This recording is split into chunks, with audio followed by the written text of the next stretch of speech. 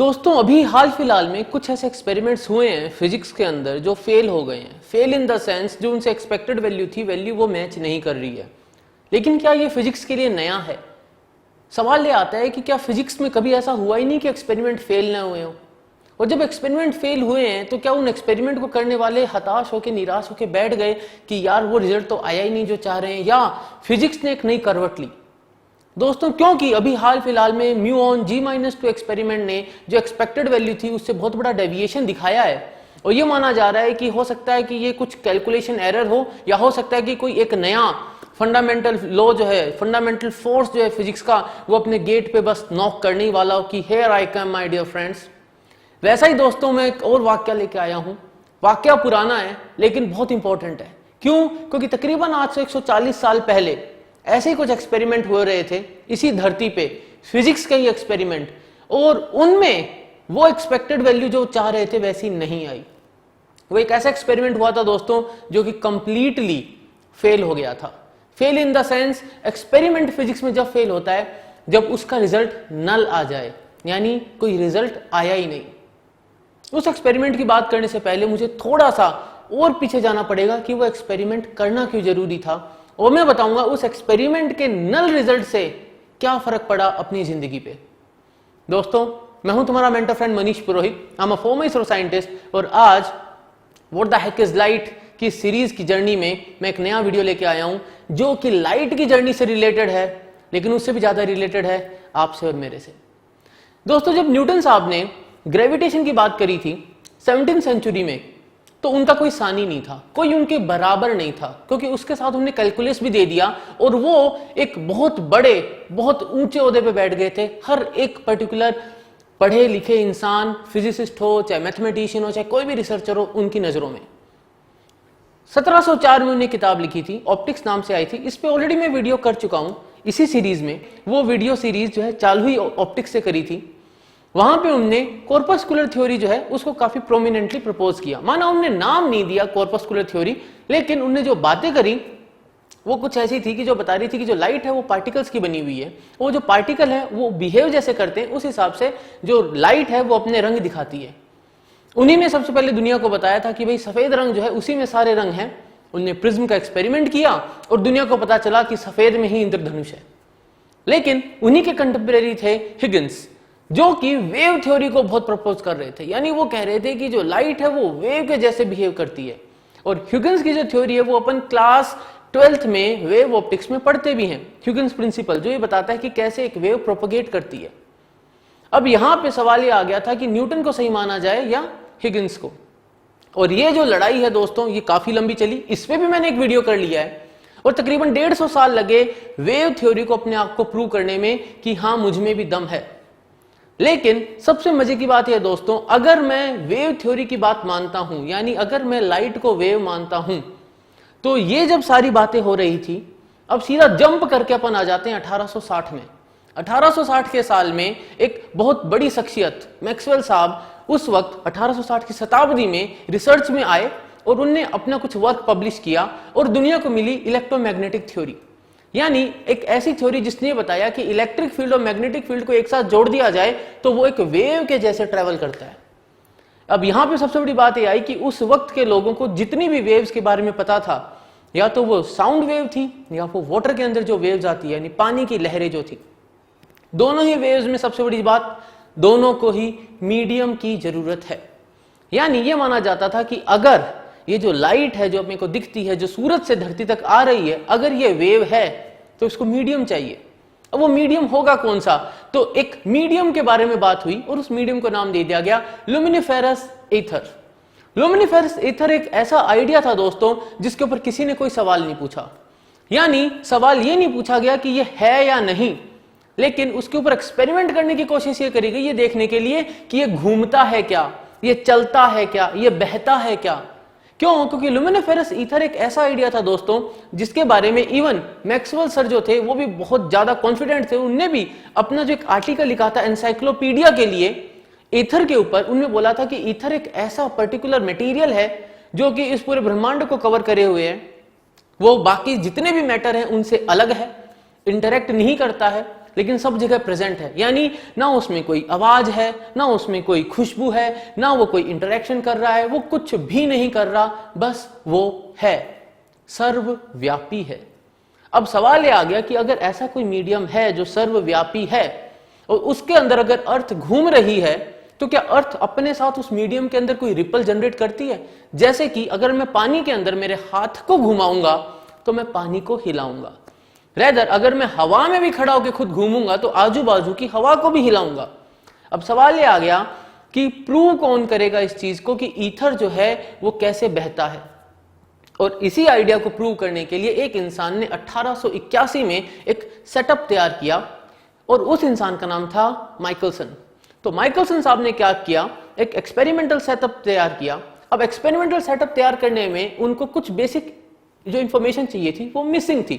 जैसे उनको ये पता करना था कि बताओ भाई ईथर जो है, जो ल्यूमिनिफेरस ईथर है, वो बहता किस डायरेक्शन में है, नहीं पता। उसकी स्पीड क्या है, नहीं पता। वो अर्थ के अक्रॉस बह रहा है, ऊपर से नीचे आ रहा है, वो कैसे जा रहा है, नहीं पता। तो मैं टेस्ट किसका करूंगा? यहां पे एक एनालॉजी ली गई और एनालॉजी ये थी कि अगर एक नदी का बहाव मैं देखूं तो अगर मैं नदी के बहाव के साथ जाऊंगा तो मेरी स्पीड जो है अगर x है तो मेरी speed x plus speed of the river हो जाएगी और मेरी स्पीड बढ़ जाएगी। अगर मैं नदी के बहाव के उल्टा जाऊंगा तो नदी का बहाव आगे है और मैं पीछे जाना चाह रहा हूं तो मेरी इफेक्टिव स्पीड जो है वो कम हो जाएगी। अगर मेरे को नदी क्रॉस करनी है तो क्या होगा? अब तुम्हारे दिमाग में घंटी बजी होगी, अच्छा रिलेटिव मोशन। बिल्कुल दोस्तों, रिवर बोट प्रॉब्लम वाली बात हो गई। तो मैं रिवर बोट प्रॉब्लम से अगर रिलेट करूं तो अगर ईथर एक रिवर के जैसे फ्लो कर रहा है और मैं बोट वाला इंसान हूं और मैं अगर रिवर के साथ जाऊंगा तो मेरी स्पीड बढ़ जाएगी, जिसको अपन जब सोल्व करते हैं क्लास 11th फिजिक्स में तो कहते हैं डाउन स्ट्रीम। नदी के अपोजिट जाऊंगा कहते हैं अपस्ट्रीम। लेकिन सबसे ज्यादा सवाल जब अपन रिलेटिव मोशन के करते हैं तो अपन करते हैं ड्रिफ्ट एंड मिनिमम टाइम, कि अगर मुझे नदी को क्रॉस करना है तो कितना ड्रिफ्ट होगा और कितना टाइम लगेगा। अब इन्हीं सारी चीजों को अगर मैं देखूं तो अगर ईथर के बारे में मुझे कुछ भी न पता हो, फिर भी अगर मैं एक इस रास्ते जाता हूं और एक इस रास्ते जाता हूं, ये रास्ता ईथर के अक्रॉस हुआ तो ये उसके डायरेक्शन में होगा, या तो साथ में होगा या अपोजिट होगा, लेकिन होगा। यानी इसके ऊपर ईथर के फ्लो का फर्क नहीं पड़ रहा, इसके ऊपर फर्क पड़ रहा है। माइकलसन ने क्या किया, कुछ ऐसा ही किया। माइकलसन साहब ने एक एक्सपेरिमेंटल सेटअप किया 1881 में। उनको पता था कि अगर लाइट एक वेव है तो वेव इंटरफेयर करती है, जो कि अपन ऑप्टिक्स में पढ़ते हैं क्लास 12th की फिजिक्स में, और मैक्सिमा और मिनिमा देती है। ये सारी बातें थॉमस यंग ऑलरेडी दिखा चुके थे, हिगन्स इसके ऊपर बात कर चुके थे और दुनिया इस बात को मान चुकी थी। अब हुआ ये, उन्हें अपने एक्सपेरिमेंटल सेटअप में एक लाइट का सोर्स रखा। उस लाइट के सोर्स से जो रोशनी आ रही थी उसको दो पार्ट में तोड़ा और दोनों एक दूसरे के 90 डिग्री पे थे। एक पार्ट इधर गया, टकराया मिरर से, टकरा के वापिस आया रिफ्लेक्ट होके। एक पार्ट इधर गया, टकराया मिरर से, रिफ्लेक्ट होके वापिस आया। दोनों जो डिस्टेंसेस हैं वो बराबर है। यानी अगर सब कुछ बराबर है तो जो लाइट जाएगी सेम टाइम में अगर वापिस आएगी और जब मिलेगी तो उसको कोई फर्क नहीं दिखेगा और मेरे को एक पैटर्न जो दिखेगा स्क्रीन पे मैं उसको ऑब्जर्व कर लूंगा। लेकिन अगर ईथर सही में एग्जिस्ट करता है तो किसी ना किसी एक रास्ते में कोई ना कोई डिफरेंस आना चाहिए। लेकिन जब उन्होंने ऑब्जर्वेशन करी माइकलसन साहब ने, तो उनको ऐसा कुछ ऑब्जर्वेशन में नहीं मिला। तो उनको लगा कि हो सकता है कि इस वक्त जो समय है, धरती जो उस वक्त घूम रही है ईथर में, हो सकता है कि अभी कम इफेक्ट आ रहा हो, तो मैं थोड़ी देर बाद करूंगा। तो उन्होंने पूरे दिन भर खूब रिपीटेड एक्सपेरिमेंट्स करे, but he was not able to observe any difference. यानी उनका एक्सपेरिमेंट जो है वो एक्सपेक्टेड वैल्यू नहीं दिखा रहा था। तो उनको लगा मेरा तो एक्सपेरिमेंट फेल हो गया। जब भी किसी फिजिसिस्ट का या रिसर्चर का दोस्तों एक्सपेरिमेंट फेल होता है तो दो सवाल आते हैं, सेटअप में तो गड़बड़ नहीं है या थ्योरी तो गड़बड़ नहीं है। अब थ्योरी पे सवाल पूछने की तो उनकी हिम्मत ही नहीं थी। क्यों? क्योंकि ये जो ईथर की थ्योरी थी, ये थ्योरी बात कर रही है लाइट के बारे में, जिसको प्रपोज कर रखा है आइजैक न्यूटन साहब ने और जिसको प्रूव करा है एज अ वेव इतने सारे बड़े बड़े महारथियों ने। तो सवाल दिमाग में आया कि कहीं ना कहीं एक्सपेरिमेंटल सेटअप में कुछ गड़बड़ हो सकती है। अब उन्होंने देखा कि क्या गड़बड़ हो सकती है। उस वक्त लाइट की जो स्पीड थी वो बहुत प्रिसाइजली तो नहीं पता थी, लेकिन ये पता थी कि बहुत ज्यादा है। उनका जो एक्सपेरिमेंटल सेटअप था उसकी लेंथ बहुत कम थी, तकरीबन 1.25 मीटर का एक्सपेरिमेंटल सेटअप था। तो उनको लगा हो सकता है ना कि भाई लाइट जाके जब वापस आ रही है तो इतना कम डिस्टेंस है कि जो डेविएशन आना चाहिए वो नहीं आ रहा हो। वो इस एक्सपेरिमेंट को करते रहे 6 साल तक, और फिर उनने अपने उस एक्सपेरिमेंट को और भी बड़े स्केल पे किया, यानी और भी बेहतर किया। अब दोस्तों ये बात बतानी बहुत जरूरी है कि जो म्यून G-2 एक्सपेरिमेंट की अपन बात कर रहे हैं ना, जिसपे इतने सारे वीडियोस हैं, जिसपे मैंने भी रिसेंटली वीडियो किया है, वो 2001 में हुआ था। 2001 से 20 साल बाद अब 2021 में वो फिर से हुआ है। बीच के सालों में भी काफी बार हुआ, 2017-18 में भी उसके काफी रीरन हुए, और उसके अंदर भी यही किया गया है। जो एक्सपेरिमेंटल सेटअप था उसको और ज्यादा बेहतर बनाया गया, बड़े स्केल पे किया गया और प्रिसाइज किया गया। अब देखो कितनी ज्यादा सिमिलैरिटी है जो 2021 का एक्सपेरिमेंट है उसकी 140 साल पुराने एक्सपेरिमेंट से। 140 साल पहले भी माइकलसन ने अपने दोस्त मॉर्ले के साथ मिलकर माइकलसन एंड मॉर्ले एक्सपेरिमेंट किया, जो कि इतिहास का एक ऐसा इकलौता एक्सपेरिमेंट बन गया जो कि कंप्लीटली फेल तो हुआ लेकिन दुनिया को बहुत कुछ दे गया। उनने क्या करा, उनने अपने एक्सपेरिमेंट की साइज 10 गुना बढ़ा दी, यानी उनने जो अपनी आर्म्स थी उनको 10-10 गुना बढ़ा दिया दोनों साइड, जिससे कि उनको और ज्यादा प्रिसाइज कैलकुलेशन मिल सके। और वो एक्सपेक्ट कर रहे थे कि अब की बार तो हम पक्का प्रूव कर देंगे कि हाँ ईथर एग्जिस्ट करता है और जो पैटर्न मिल रहा है वो शिफ्ट होगा। लेकिन दोस्तों बैड लक उनका ऐसा था, या फिर मैं कहूं गुड लक, या फिर डोंट नो क्या था, कि उनको कोई शिफ्ट नहीं मिला। उनने पूरे दिन भर हजारों रिपीटिशन करे, उनने साल के अलग अलग टाइम पे रिपीटिशन करे, but then they found nothing. वो हताश हो गए, दुखी हो गए, और उन्होंने अपने जो रिजल्ट थे वो सबमिट कर दिए कि भाई नल रिजल्ट आ रहा है, यानी हम नहीं प्रूव कर पा रहे कि ईथर है या नहीं। उनको उस वक्त लगा कि हमने जो इतनी मेहनत करी वो फेल हो गई।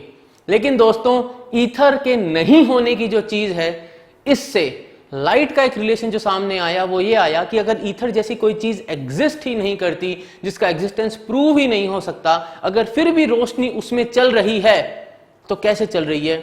और फिर इस पर्टिकुलर एक्सपेरिमेंट के बेसिस के ऊपर आगे रिलेटिविटी की थ्योरी आ गई दोस्तों।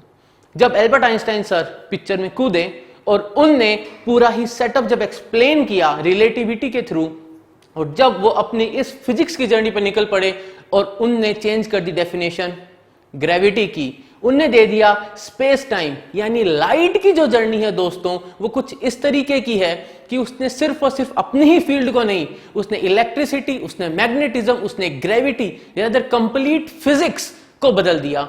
और जब मैं बात करता हूं स्पेस टाइम की और आइंस्टाइन सर की इन्वॉल्वमेंट की इन द फिजिक्स, तो मैं चल पड़ता हूं क्वांटम की साइड, और क्वांटम के अंदर भी लाइट का कंट्रीब्यूशन ज्यादा है, जो अपन आगे आने वाली वीडियोस में देखेंगे।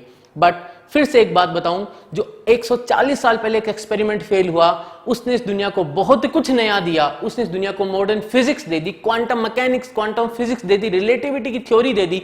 रेदर मैं कहूंगा एल्बर्ट आइंस्टाइन सर जैसा एक जीनियस वहां मिल गया अपने को। हो सकता है ये जो म्यून G-2 एक्सपेरिमेंट है ये भी कुछ वैसा ही इतिहास दोहरा दे।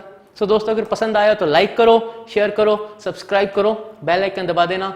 मिलेंगे अगले वीडियो में, तब तक के लिए जय हिंद।